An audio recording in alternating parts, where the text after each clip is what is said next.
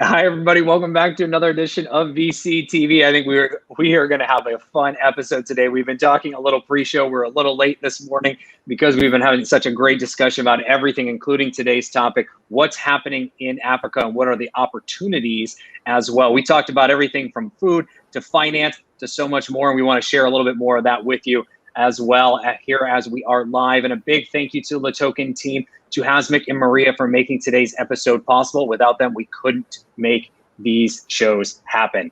And I'm your host today, Kyle Ellicott. Let's jump right into investing opportunities within Africa. Joel, kick us off with a little intro and background for everybody.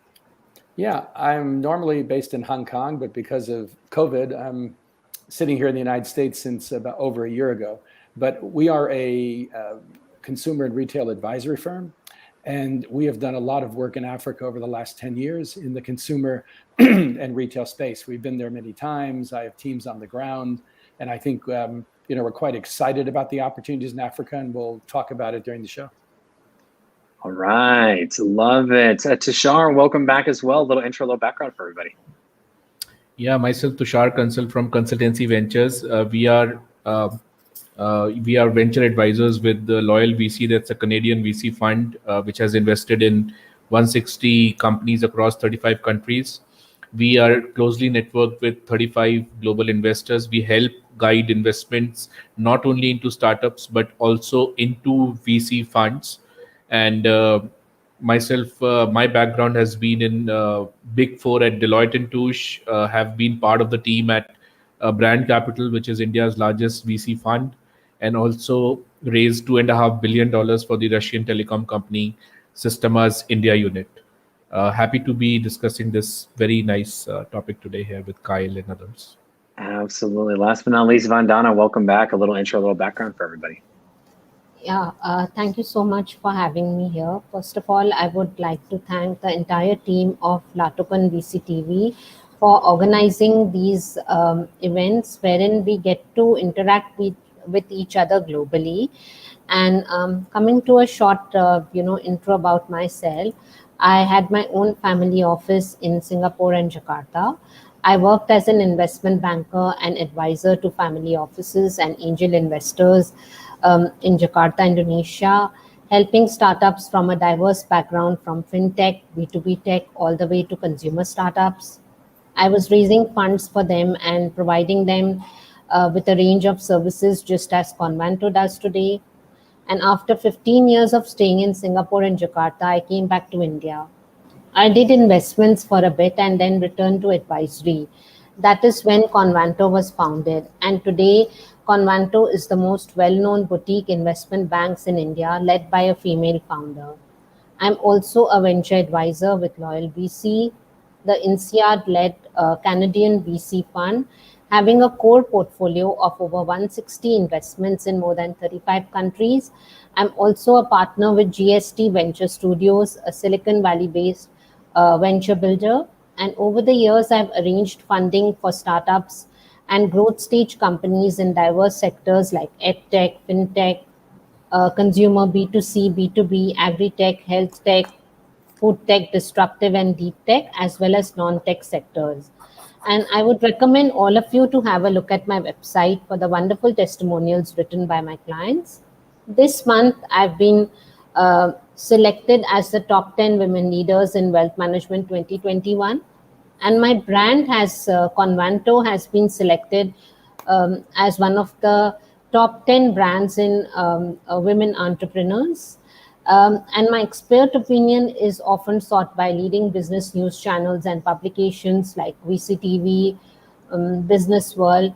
I've participated in 160 talks all over the world, which can be seen on YouTube and VCTV streaming sites.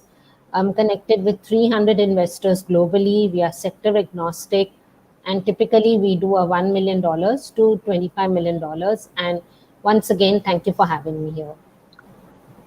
Absolutely. Thank you all for being here today as well. And I think we can all agree there's some great opportunities everywhere in the world as we all are sitting here as both operators and investors. But more importantly, when we look at Africa, we know that there's a unique opportunity there when it comes to investing, as all industries are starting to rise and new ones are starting to form as well. Joel, why don't you kick us off and tell us what opportunities you're seeing within not just the region as a whole, but the continent itself.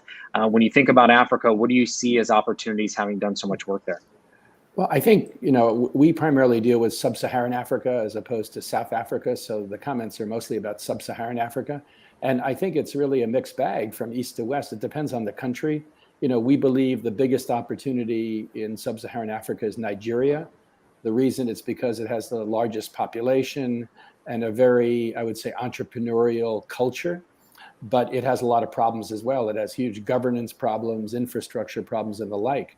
But I think the most interesting investments in a market like Nigeria are those that help to solve some of these problems. So obviously, agriculture is still a very big opportunity, infrastructure of all kinds, technology, clearly those are the case. But one thing to understand is it's a very underdeveloped retail consumer culture, simply because of roads, the lack of commercial real estate development.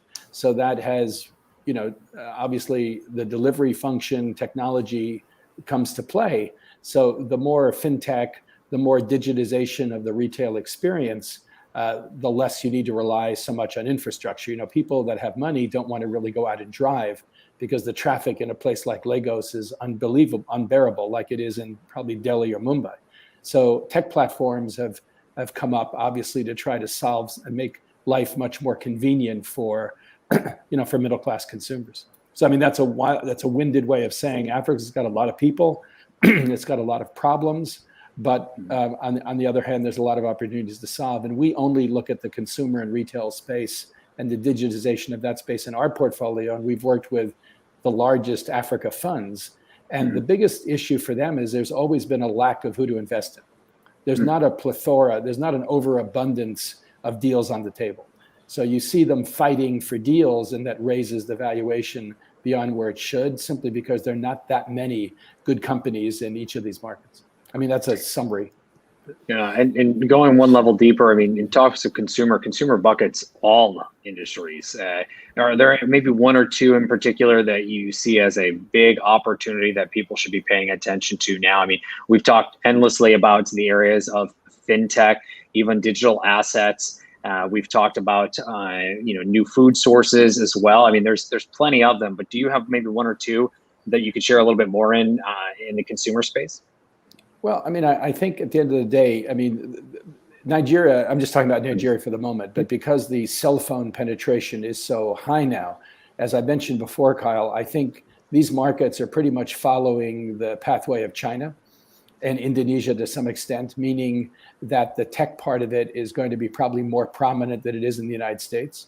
So, the whole issue of paying without credit cards, cashless payments, like was very common in Asia, is what's happening in most of these African markets. And the first time I was in Africa was in 2014 in Kenya. And I think I mentioned this before, but using analog phones, people were paying for stuff, with Safaricom. So this stuff has a long history, and most of these people don't have bank accounts. The broad middle class does, but the majority of people don't have bank accounts. So this is a solution. So I think one of the biggest opportunities, obviously, is dealing with bankless people, as has been the case in India as well. So these markets all follow similar trends. It's just that India is probably way ahead of where Africa is today. Tushar, would you agree, or any additional thoughts on that point? And then Vandana, I want to come to you next. No, Joel's views are very sagacious, and his depth of experience about the African markets. So basically, when we look at Africa from the Indian perspective, the biggest deal we see is Airtel's acquisition of Zain Telecom for $9.5 billion almost 15 years back. And Airtel kept on trying to turn it around against a big competition from MTN, the leader in telecom space in Africa. And it took them almost 12 years to finally, start making a profit and have a meaningful business in terms of returns. But having said that, Africa faces the same problem which Middle East used to face. We looked at Middle East as an oil market and nothing beyond oil. But the oil market dependent countries in Middle East, they the people there are quite rich, so they have the spending capacity. So those countries in Africa which are heavy on minerals, and Africa is known for minerals, they have the capacity to pay. They have the purchasing power parity. And there was a report by UN Conference on Trade and Development which said that Africa had the highest rate of return on inflows of foreign direct investment as compared to Asia, Latin America, and Caribbean.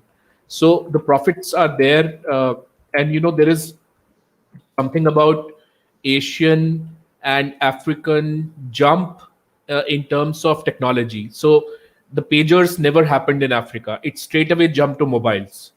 So they didn't do the entire curve. And but the adoption of technology with the presence of internet, it's people are very aware. So Kenya and Nigeria, they are leaders in wallet banking, mobile based banking, mobile wallets essentially, not banking. And so the potential is there to actually do a lot from an investor's perspective in Africa. Happy to discuss more in subsequent points. No, I think that's a good rounding out of Joel's points. And Vandana, I want to come to you next. I mean, anything addition to add on to Tushar or Joel, but even in your own experience, I mean, we've talked, almost 200 companies now you've invested in around the world. I'm going to guess a few of those have been either focused or based in Africa as well. So, furthering again, anything to add on to Joel and Tushar, but then more so your thoughts and opportunities. Yeah, thank you, Kyle. So in the recent years, the African startup market has received an influx of capital from both local and international investors, and the numbers have grown significantly every year. Now, TechCrunch had done a comparative analysis between the investments in Africa in 2015 and 2019, and they had grown from $400 million to a whopping $2 billion in only 4 years, according to Partech Africa. The African continent is now a fertile land for unicorn companies and many other promising young ventures. Now, because of the pandemic, the total funding last year was lower than 2019, but the total number of deals that were closed increased by a huge margin, from 250 deals in 2019 to 360 deals in 2020. Now, when it comes to the industries or sectors, leading the closed deals, it turns out that fintech, health tech, e-commerce, and clean tech received the highest amounts of funding.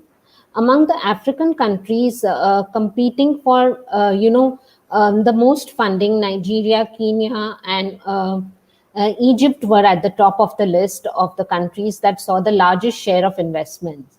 Now, talking about unicorns, there are 4 startups which have exceeded the $1 billion valuation in Africa. There is Flutterwave, a leading payment software for business from abroad, which is the most recent addition, and it created a lot of buzz in March 2021, announcing a whooping $175 million Series C round, officially crossing the line of $1 billion in valuation. Then the Jumia Group is another unicorn from Africa continent. It became a unicorn in 2016, and it is an e-commerce giant, also known as the Amazon of Africa. Fowry, another fintech startup with its roots in Egypt, is different from its fellow unicorns in its age and experience, and it was founded in 2008 and eventually achieved the 1 billion mark in 2020. And fueled by the pandemic and increased need of payment systems to keep up with the African people's spending habits. And lastly, InterSwitch is another fintech startup like Flutterwave and Fowry, with its roots in Nigeria, and it reached its unicorn title when Visa acquired a minor stake in the company in 2019. And since it was founded in 2002, it had more experience and hold over the market to establish dominance in largely cash-based economy of Africa. So, you can clearly see there are a lot of unicorns there. It's a growing market, and it's a really upcoming market for investors to invest in.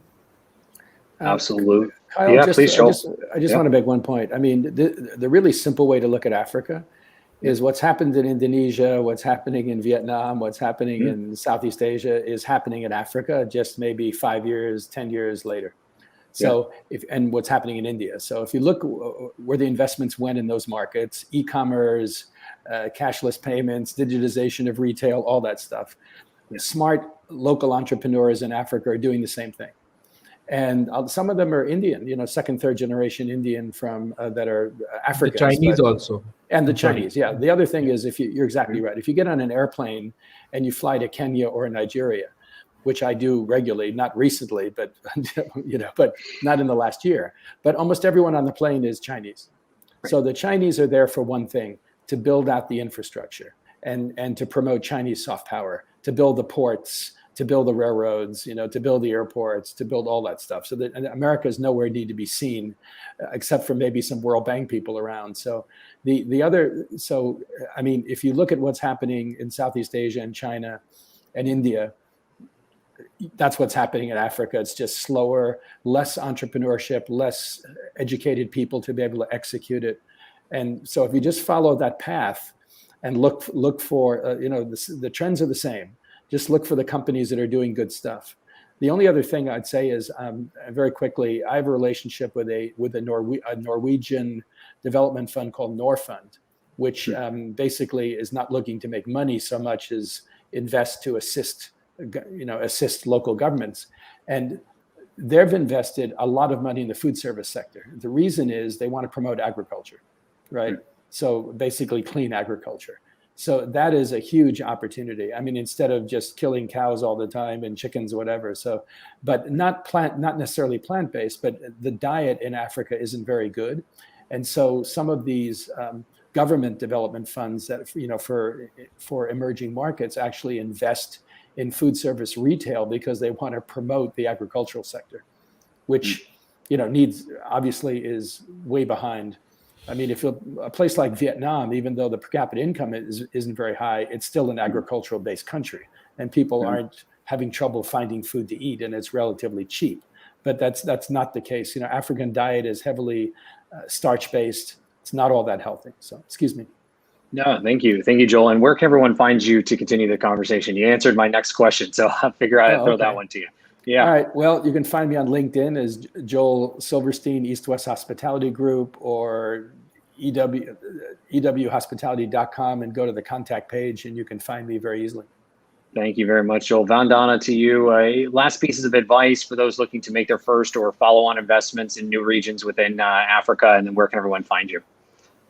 So I think there are some challenges of investing in African market. The main challenge for investors is the lack of bankable projects. There is an oversupply of lenders, but having money to lend cannot be the catalyst for development. There must be some good projects. And investors have reported that Africa's so-called infrastructure funding gap is less a shortfall in funding and more a gap in sufficient legal and regulatory architecture. And having the capacity to identify which projects are available and in which countries was also raised as a crucial challenge. And this reflects the view that Africa fails to attract investment not because of any perceived riskiness, but because there's a lack of understanding in the market. And other crucial issues, include brain drain when young and educated people migrate away from the region. More than half of the entrepreneurs come from outside of Africa, and the election cycle, which interrupts fund distribution and financing economies in their own currency. And this remains especially a problematic, problem as interest rate differentials continue to incentivize debt being in dollars. So, this is what are some of the challenges that I feel, and I could be reached out on my LinkedIn handle or my website, www.convanto.com. Thank you very much, Vandana. Tushar, same to you. Last piece of advice, and where can you be found online? So my piece of advice for those seeking to make returns in Africa is that they have a abundancy of labor, and they have land which is freely available, and they have a lot of minerals out there, and education is catching up in especially the southern part of the continent, and a youthful population. We say in India that our median age of our population is 29 years. So probably Africa is the only other place where it is even lower than that. And infrastructure is a big constraint, and regulatory issues, corruption. I know of people who, like, you just pay something at the customs, and it's very common out there. And but having said that, things are improving, and as as we were discussing earlier, that the opportunities to invest are still less, but entrepreneurship is catching up. So I like to see the glass half full, and I can be reached on LinkedIn at Tushar Consultancy, and or my website consultancy.com. And thank you so much, Kyle and Joel and Vandana, for the exciting discussion today. Yeah, thank you. Absolutely. Thank you all very much as well for the thoughts and insights, and again, the great discussion furthermore. And to our audience, thank you so much for tuning in. If you like what you heard, make sure you click like, share, and subscribe on today's episode. Also, and make sure to reach out to each and every one of the investors on today's panel. They would all love to hear from you, including myself, but please do add context where you heard us, where you met us, and what you would like to continue the conversation about. A big thank you to the LaToken team, to Hasmik and Maria for making today's episode possible. Until tomorrow, we'll see you back here with more VCTV. Take care, everybody. Thanks. Bye. Bye. Thank you.